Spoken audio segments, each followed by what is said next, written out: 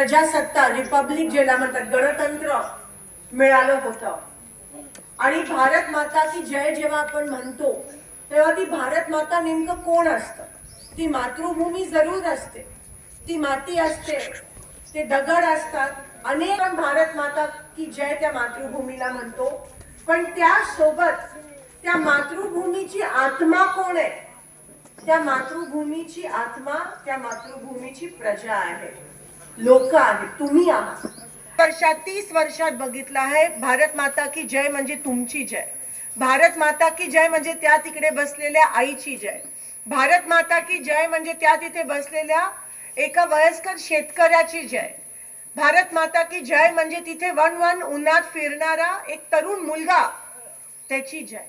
भारत माताची आत्मा तुम्ही आहात। आणि म्हणून ज्या माणसाच्या नशिबात बॉर्डरवर जाऊन देशासाठी शहीद होण्याचं नशीब नसतं, दुसरं सर्वात महत्वाचं काम जर तो करू शकतो ते म्हणजे लोकांची सेवा, ते म्हणजे। आणि म्हणून आजचा दिवस अतिशय महत्वाचा आहे।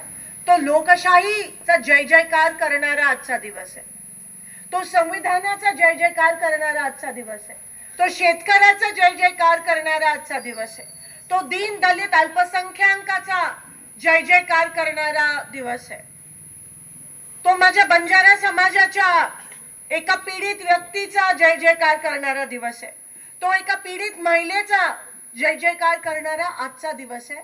आणि म्हणून तो ह्या वर्षीचा प्रजासत्ताक दिन खूप महत्वाचा आहे।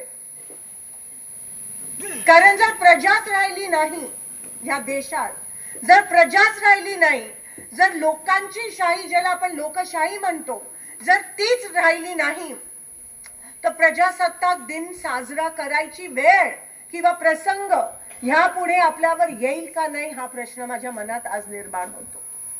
आणि म्हणून जेव्हा आपण प्रजासत्ताक दिन साजरा करतो, ठिकठिकाणी आपण तिरंगा फडकवतो, अभिमान वाटतो, जेव्हा आपण जनगण मन गातो तेव्हा अभिमान वाटतो, पण तेव्हा एक पाऊल मागे जाऊन आपण बघतो की आपला देश कुठे आलाय, आपला देश या भारतीय जनता पक्षाने मागच्या 15 वर्षात कुठे आणून ठेवलाय हा प्रश्न माझ्या मनात येतो।